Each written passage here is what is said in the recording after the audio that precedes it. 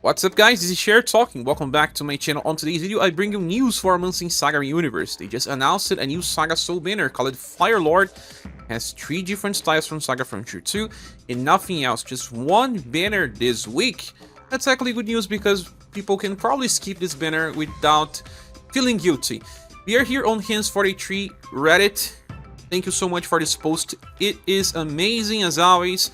They buffed these characters a little, but it's not enough to justify if you're not a fan of remembrance battles, especially versus roadblocker. As you can see, Fire Lord has 100% endurance and will, and they buffed the intelligence to 140. He's much like Creator and Goddess, uses intelligence even though it's an MRs based character, and will likely have a specific weapon as well, although I don't know if it's necessary. Now, you start with 13 VP, and then you have this passive called Double Spell Kilonova, that when you attack, you're gonna chase with Kilonova. That is an AoE B power attack that buffs intelligence by 30% because it's rank 1 for everyone in the party. Then, on turn begins, he will cast Hellfire Mark to all enemies. And not just that, he will also apply Attack Down, and that will probably be 5% only because it's AoE. And defense down, and in this case I believe it will be 10% to all enemies. And then this Hellfire Mark, it's something that can trigger 10 times per turn, and every time the enemy is attacked by a heat attack, you will then cast a defense down that decreases the defense of the enemy by 10%, lasts for 2 turns and stack, but also a 5% SGR and will debuff. If you are using AoE attacks, that can trigger for all enemies. And up to 50% SGR and will debuff just from this if you manage to attack 10 times with heat attacks. So it is requiring you to bring Fire Specialists to your party, right? Also, by the start of a turn, you have a 50% chance to trigger Double Spell again. And that will guarantee you a chase with Kilonova Plus for 3 turns. Every time you attack, you also chase with skill number 3. We'll be talking about that in a few. Then we have 30% damage increase for heat attacks. When attacking with heat attacks, you recover 2 BP. And if you resist damage, damage taken is then decreased by 30%. And then it decreases by 40 again via MRT Intrinsic if you are resisting. You have then a 37% chance to evade resisted attacks and a 30% damage increase at all times. As you can see, there's not that much damage potential, but you do have 2 defensive layers and you can apply many effects, but part of those are related to landing heat attacks. Okay, skill 1 is 1 BP E power AoE blunt and heat attack that can stun the target with small chance. In current remembrance fight, roadblockers need to be stunned, but also will debuff it. And this is actually part of the main gimmick, since Fire Lord will be using skill number 3 before he wants to stun. It's an AoE hit and blunt attack with just C power, it's not that strong, and has a chance to debuff the enemy's SGR intelligence and will by 30%. Okay, that's big, because we are debuffing SGR and intelligence, the most important status versus boss fights. There's dexterity as well, but it's less used in SGR and intelligence. And remember that when he attacks, he always chases with skill number 3. So that means that you can actually debuff 55% SGR, intelligence, and will just by casting skill 3 together with the chase attack. So, for example, in roadblocker, in the next turn you can already use the stun attack and it will probably be good enough. Especially because when you use the skill 3, you will also apply the extra SGR and will debuff. So you can increase that value to at least 65%, but actually even higher because you have an extra Kilonova. That will be actually 70%, and if you get other Kilonovas, it will be higher and higher. If you bring other heat damage dealers, it will just keep buffing the enemies, and it will make it super easy to stun the roadblock remembrance.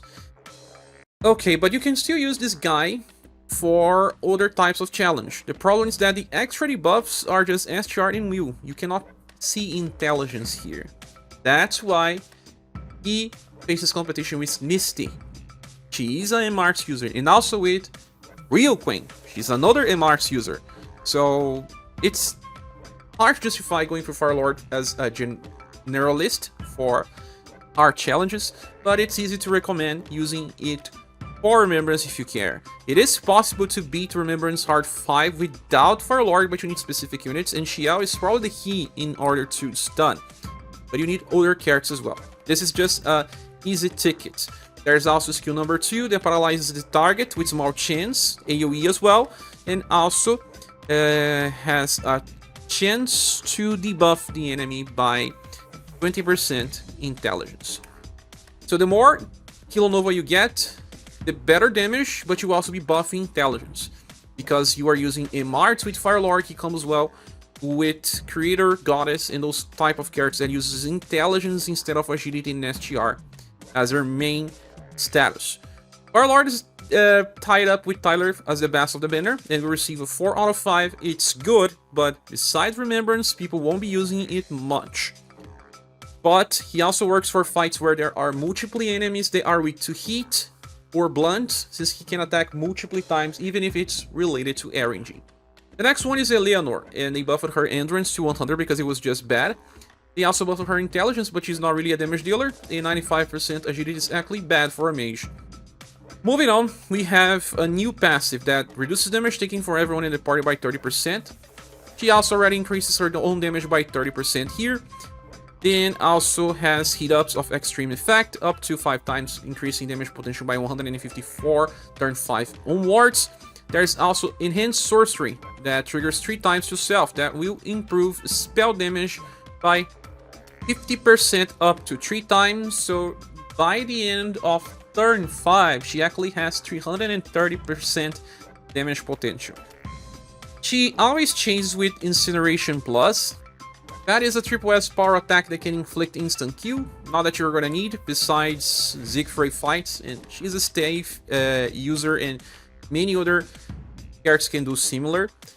By the end of a turn, she will also heal HP for all reviving allies, and also give 5 points of OG Gorge. 5 points, it's too low, it barely makes any impact, and well, even though it's a global buff, it doesn't matter. When she attacks, she also self-recovers HP and also casts a defense boost, decreasing damage taken by 10% for 2 turns and stack, but only to self, and a 5% intelligence buff. This is the same type of passive that Juji had, and Juji is old by today's standards. So they tried to make her better sustainable and to help a little more the party, but it may not be enough. Then the second skill is a fast, one-time only spell that can give you defense up for everyone in the party, decreasing damage taken by another 20% for the whole fight. Will also trigger an end of turn HP recovered by medium effect that will be healing more than 2000 for everyone for 5 turns, and then a guard up, very large, this time just to self. So this is to protect her for not dying, but it doesn't really matter all that much. The recover is not a revival. Your characters have to be alive in order to heal. But it's just 5 turns. Where does that matter? Well, you can use it later in the fight, but you probably want to use it on turn 1 because defense up will always be used as soon as possible. Then skill number 3 is a power single target heat attack that before attacking casts double spell. That is only a chase attack with Flame Hammer Plus. And that is a weak attack, power again, that can debuff the SGR intelligence of the enemy by 10%. Since that lasts for 3 turns, she will be chasing with this skill, besides Incineration Plus. And then when you decide to use this skill 3 times in a row, you can actually get up to 3 chases, much like Juji that can do the same. She can choose to go for 2 different elementals, can choose to be a debuffer for SGR and intelligence, or go for damage with just fire. So that's very strange. When you compare to Juji, what do we have here? We have extra support for damage reduction, but we also have bigger damage. But current characters can do so much more, like Jo, for example. We just got Jo, she also has heat damage, but also cold, also shadow. See where I'm getting? It's just that the way the game is moving forward, Leonor is not that great. I would say that she does have the power, she does have a little bit of support, deserving her 3.5, but it's someone very easily forgettable. Then the third one is Tyler, and Tyler has 130% SGR and 100% endurance and will. I imagine that he would have higher than this, but it's okay. He still has 105% intelligence, but it doesn't really matter. It's just made for him to try to stun the roadblocker fight. In order to do that, you probably have to want him on the back row of a rear guard focus formation, because 105% intelligence may not be enough. On battle begins, he increases X damage by 50%. But that was really made for Remembrance, because outside Remembrance, who can make a workable 5-character squad that uses axes? Almost no one. And then he also triggers true axe skills. On turn begins, if you are equipped with an axe, you will be healing around 400. You are going to get 3 BP, much like Rose and Brownie. And you are also going to get a 50% attack boost. So you can see that in the end, it's a 100% damage increase. And then even higher because of Weapon Enhanced X. That increases it by 30% 4 times.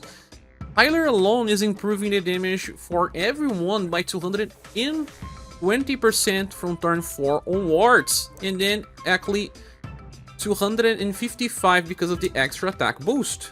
That's great. But he himself doesn't do that much damage. He also casts a defense boost to decrease damage taken by 30% to who is equipped with an axe. And when he attacks, he always chooses quick axe. That is a very weak attack, but can always heal the characters by around 400. When activating Overdrive, he would then use 2 different skills.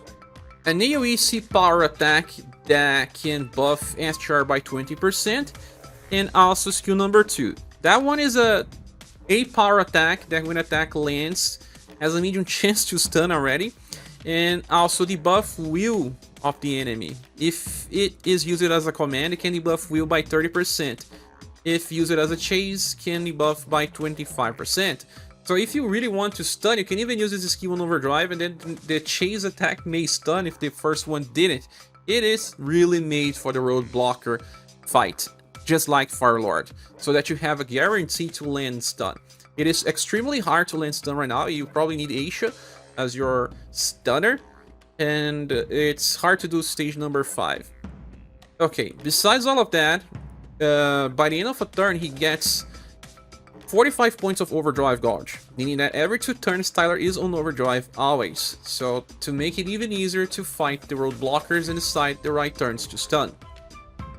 Besides all of that, he still has Super Screw Guard that gives 30% damage reduction for everyone, as long as everyone is alive, another 30% exclusive to Tyler, and also improves damage for everyone by 10%. That is an extra 10%. So, a lot of ways to improve the damage for the party. Now, skill number 1 is E-Power attack that is very similar to a normal attack, and before attacking can give him an attack boost that improves damage potential by 15%, lasts for 2 turns and stack. You're only going to use this if you don't have VP. The second skill is the one that we already discussed, that tries to stun the enemy and debuff will, because this is needed to stop the roadblockers from doing LP damage. And skill number 3 attacks 2 times with B power, and we recover HP for all allies on each attack. This is the same skill as the healer version of Aisha, so that on turns where you don't need to debuff or to stun, you can heal everyone. And they already heal at least once, meaning that Tyler is providing more than 1.2 thousand healings when he is using skill 3 together with his passive. So he can be a healer, he can be a damage booster, he can help you stun, he can help you debuff will. A lot of different effects for this character. It's hard to grade Tyler because he was made for Remembrance fights. Not many characters are designed like that, like Rose and also Brownie, but Tyler is really good, and I would say that he's a 5 out of 5 for Remembrance. But without it, I would say that a general grade would be a 4. And even then, it's hard to justify him as a generalist. He is a specialist for Remembrance fights, and if you care about that, he's the best one of the banner, because we don't have many X styles. We were going to get Dolores and then Ellen, and then who knows when. Why we're going to get 12 MR styles when we get to current JP point.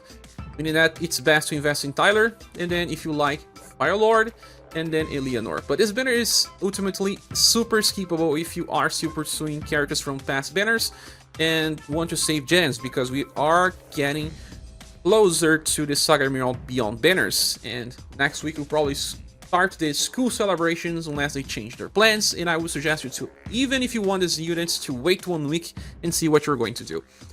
Anyway, this beta will receive a Silver Minus award because the units are not terrible. They do have a simple design, I would say, and you know when to use them. With all that said, this is my opinion. If you have different opinions, say here on the comment section. Thanks so much for watching. If you want to subscribe, that will really help, and click the like button. Hope to see you soon in the next video or live stream. Goodbye.